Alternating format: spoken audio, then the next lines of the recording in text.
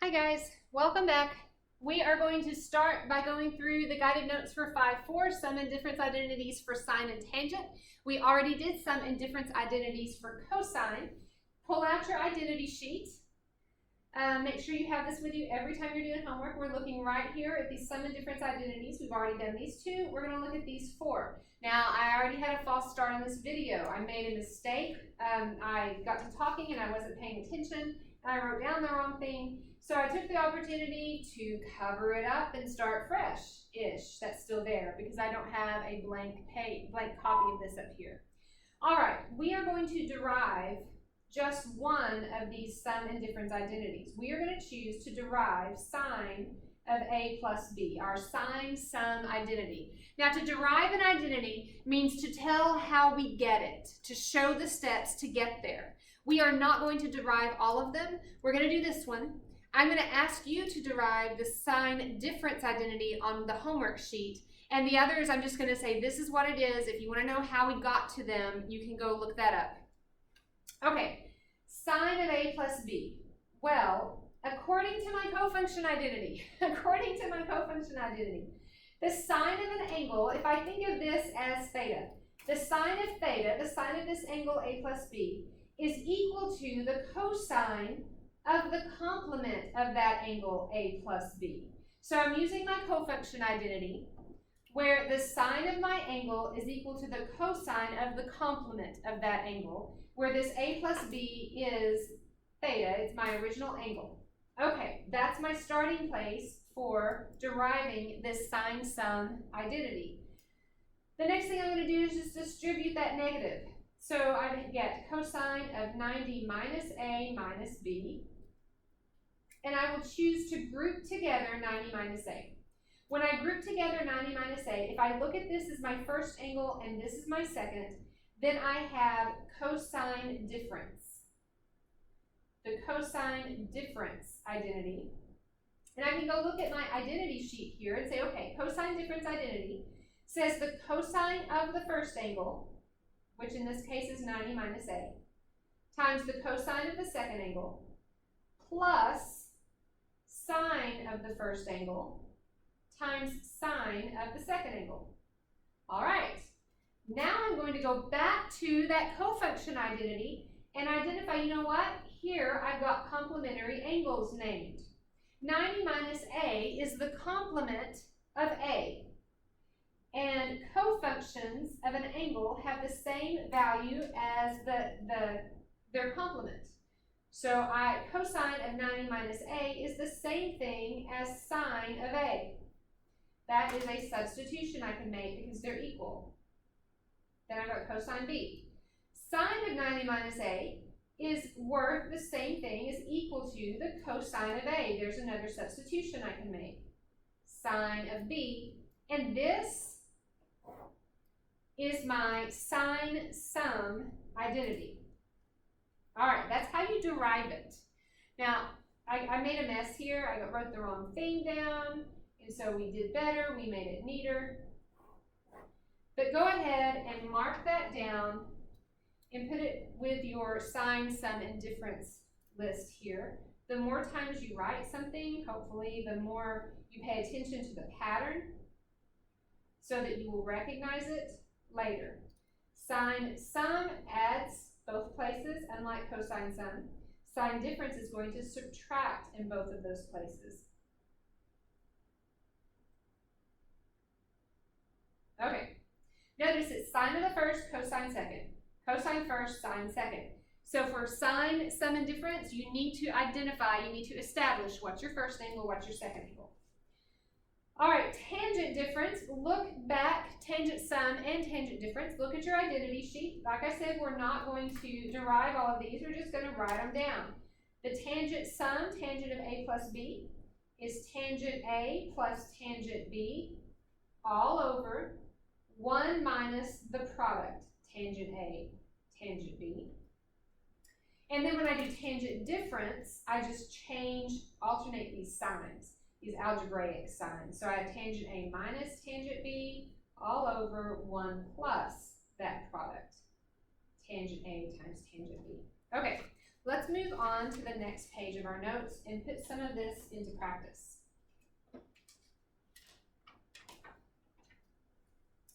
Applying these sum and difference identities, we did this with cosine on the last video. Now we are doing the exact same thing, but we're using the new identities that you've been given. So instead of looking for using the sine, I can't draw and pay attention at the same time. Instead of using the cosine identities, now we're using the sine, sum, and difference identities. Okay, sine of negative 15 degrees. Well, I can get to negative 15 degrees using special angles by doing 30 degrees minus 45 degrees. That's the thing that comes to my mind first. If I do the sine of this difference, 30 minus 45 degrees, I get negative 15 degrees. And then I just apply my identity. So that sine difference identity is sine of the first, cosine of the second, minus cosine of the first angle, sine of the second angle.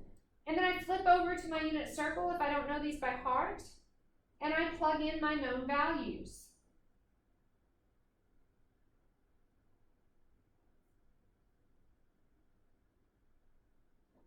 Remember, it ends up in kind of that same form. I've got those same values that I'm starting with, so I get those same values in a different arrangement when I end up.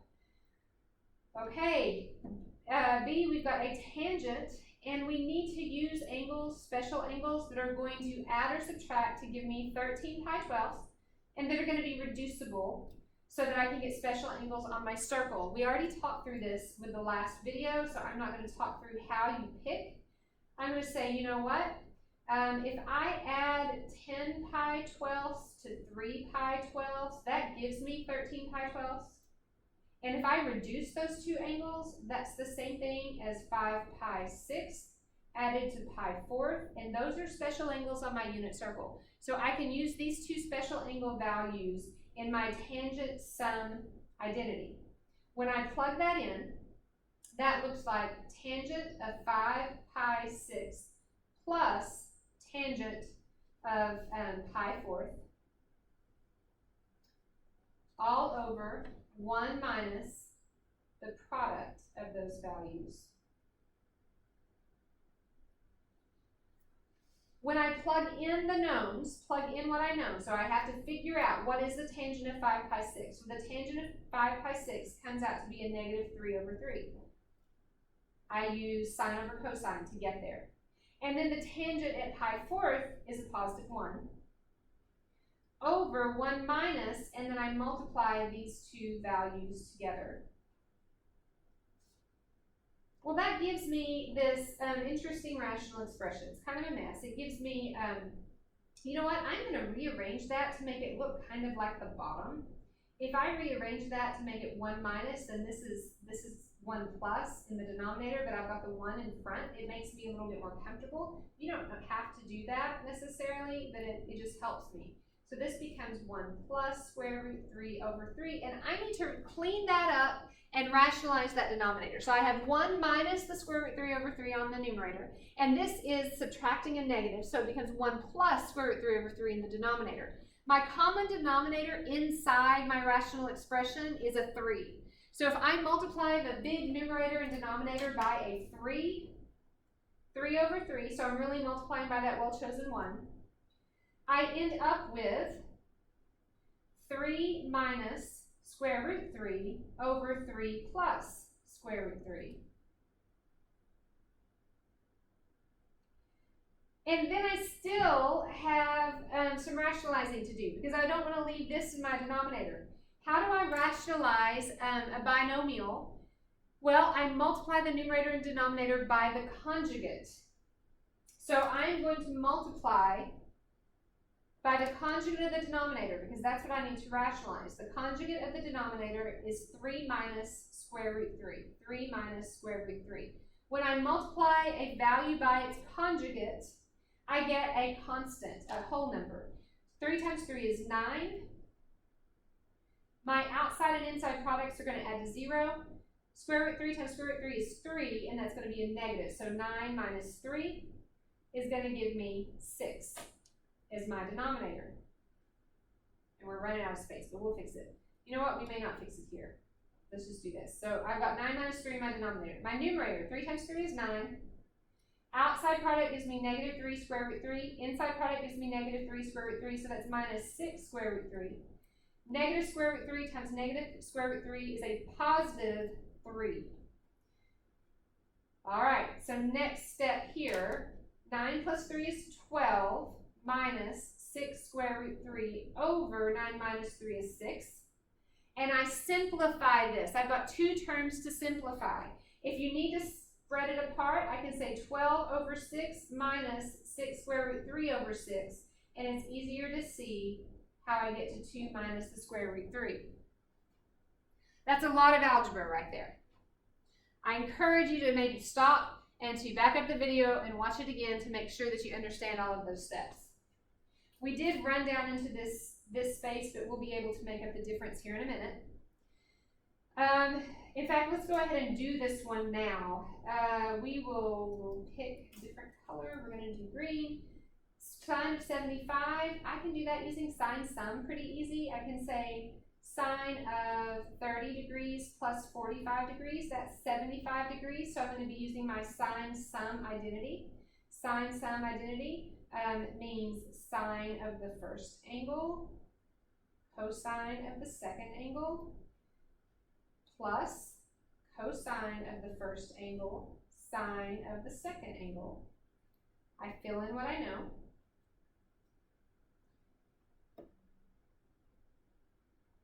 Square root 3 over 2 and square root 2 over 2 plus square root 2 over 2 and 1/2. And that gives me square root 6 plus square root 2 over 4. Okay, on C, I have the other side of a tangent identity. Is it tangent sum or tangent difference? Well, look at the algebraic signs and where they are. It's tangent, it is tangent difference.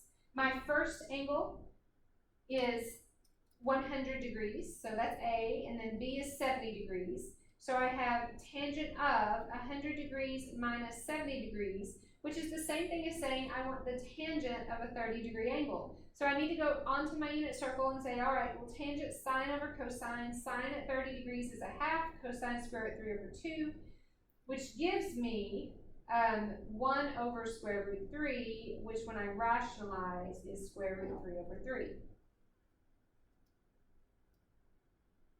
I want you guys to work through E and F. Pause the video, work through those two. I'm going to put the key up in just a second instead of working through them separately.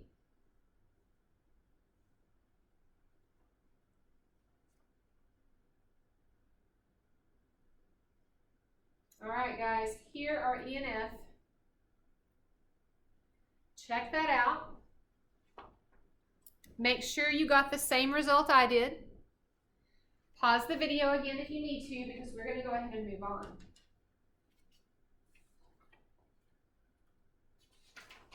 Okay, let's look at example 2. We're going to write each function as an expression involving functions of theta. I'm sorry, I didn't turn my page on my notes, I got confused.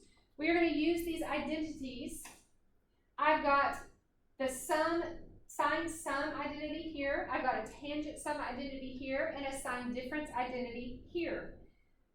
I am going to apply the identity, and then I'm going to fill in everything I know from values on my unit circle and simplify.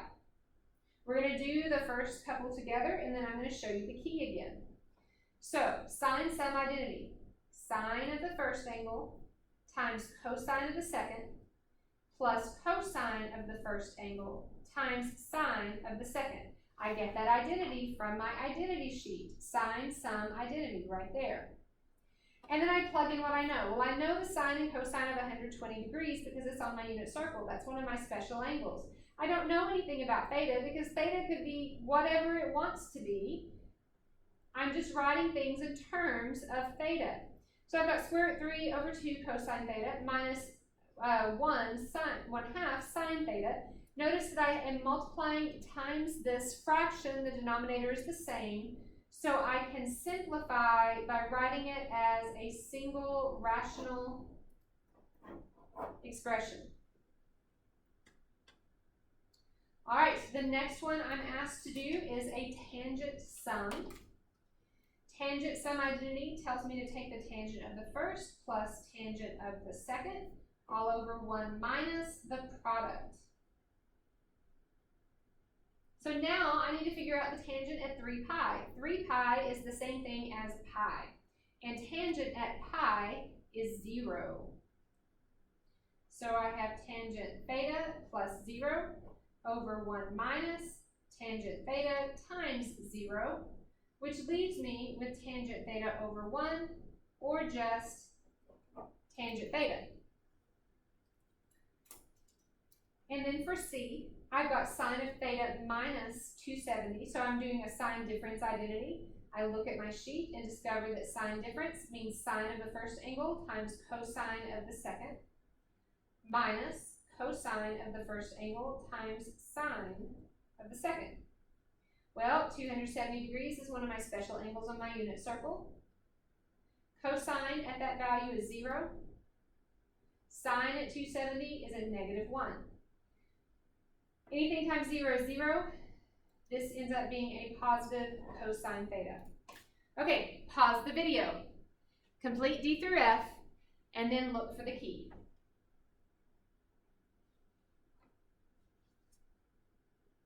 There you go. D, E, and F. I apologize if this one's a little squirrely. That should be cosine of 180 degrees times sine of theta. All right, we're going to move right on. Looking at example 3, we're finding function values for a plus b. This is the same thing that we did for our cosine sum and cosine difference, where we have information about 2 different angles. We need to sketch those 2 angles to find the missing pieces, and then we use it to find the values that we're asked for. Okay, let's do this. We're going to set off some space, because that's about how much space I think I need. I'm going to do angle A separately from angle B. I have information about A and I have information about E. Let's look at angle A first. Angle A is in quadrant 3, because it's between pi and 3 pi halves, so quadrant 3. And in quadrant 3, I know that x is negative and y is negative. Cosine of A is a negative 7/25. So that means x is negative 7, r is 25, and I need to find y. I find y by saying x squared plus y squared equals r squared, and I solve for y. Y ends up being a negative, and it's negative because I'm in quadrant 3. Don't forget that. It's negative because I'm in quadrant 3. So y ends up being a negative 24. So for angle A, x is negative 7, y is negative 24, and r is 25. Always stop and make sure you're in the correct quadrant so that you have your algebraic signs, positive or negative, written correctly. Now angle B is not in quadrant 3, it's in quadrant 4.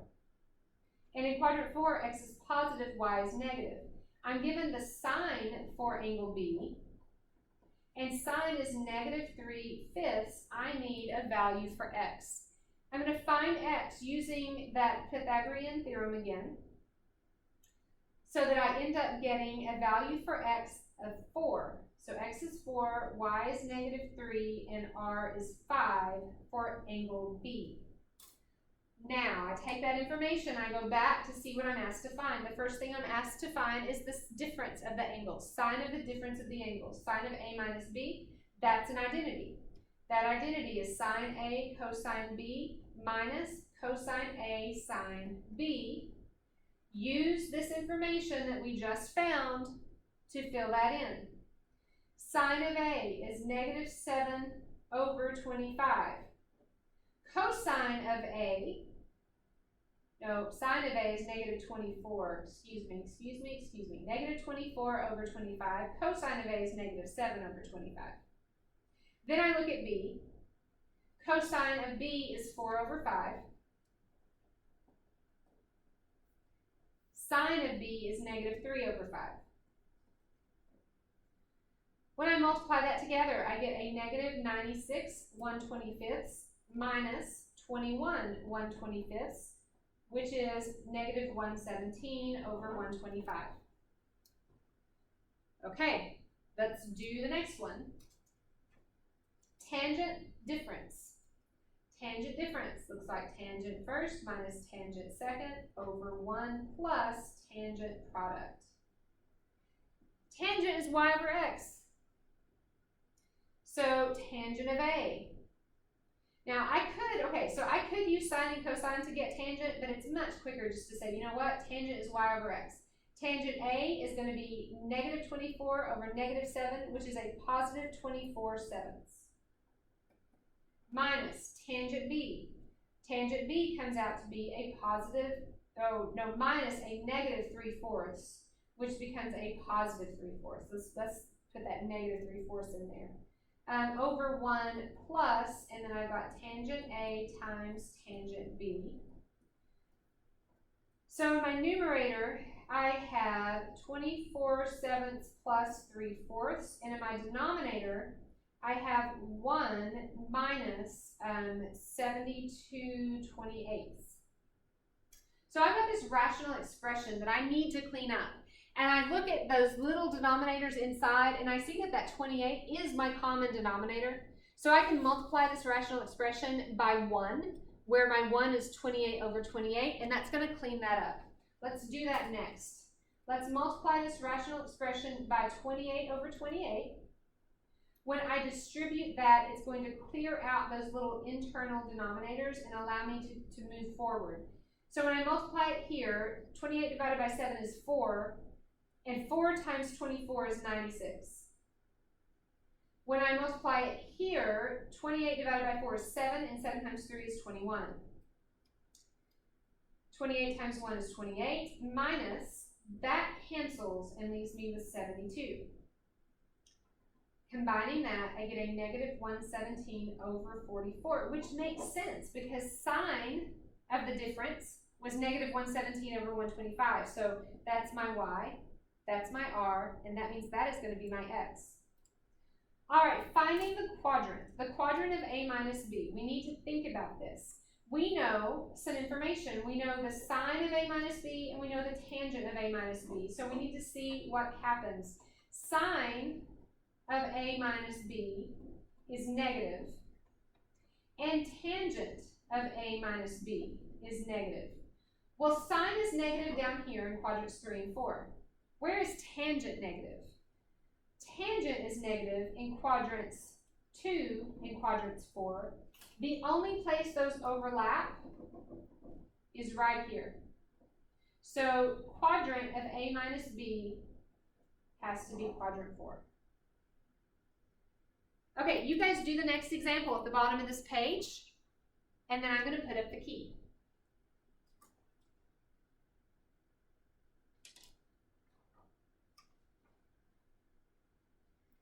Here we go. Hope you pause the video. Sine of A plus B, and we've got new angles, so you have to set those up, you have to sketch them, and you have to find the missing values.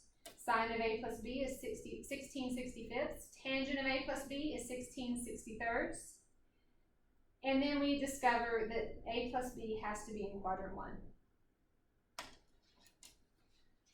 Okay, example 4. Now we're going to verify a couple of identities using our tangent and sine and cosine, angle sum and angle difference identities.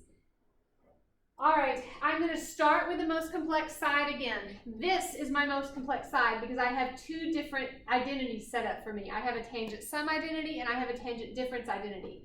When I work over here, I want to keep in mind that my goal is to get this. So whatever steps I take, I want to move toward that other side. My very first thing that I'm going to do is I'm going to fill in these identities. Tangent sum plus tangent difference for the same two angles.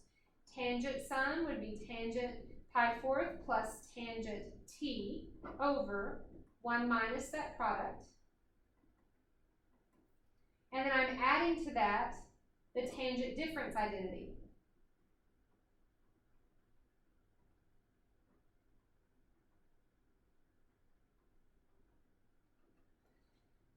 Now we know some stuff. We know what the value is for tangent at pi fourth. The tangent value at pi fourth is a positive 1. So I'm going to rewrite by substituting 1 for tangent of pi fourth. That gives me 1 plus tangent t over 1 minus tangent t plus 1 minus tangent t over 1 plus tangent t. Okay, look at that. My denominators are conjugates. When I multiply conjugate pairs, I get difference of squares. So if I create a common denominator, I will have the denominator that I need on my goal. So to get a common denominator, I need to multiply in what I'm missing. On the left, I will multiply by 1 plus tangent t over itself. And on the right, I will multiply by 1 minus tangent t over itself, because that's what I'm missing on each of those sides.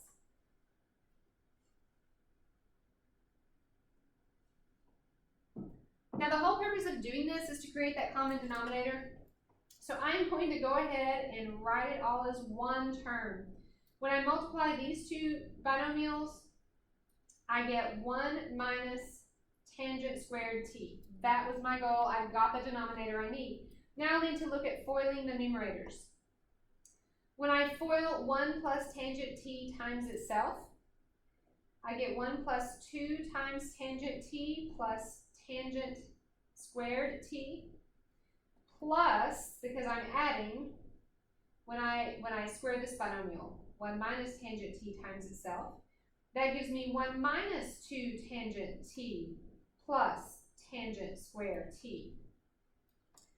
And as I look at that, so let's go ahead and simplify. My denominator is not going to change. I've got what I need in my denominator. But when I look at my numerator, I see I have a negative 2 tangent t and a positive 2 tangent t. They are going to add to 0. 1 plus 1 is 2. Tangent squared t plus tangent squared t is plus 2 tangent squared t. Well, that has a common factor of 2, so I'm going to factor out that 2, and that leaves me with 1 plus tangent squared t, and I've got 1 minus tangent squared t in my denominator. 1 plus tangent squared t, how does that relate to secant squared t? That's a Pythagorean identity. It relates directly. 1 plus tangent squared t is equal to secant squared t, so that gives me 2 secant squared t over 1 minus tangent squared t, and I'm verified.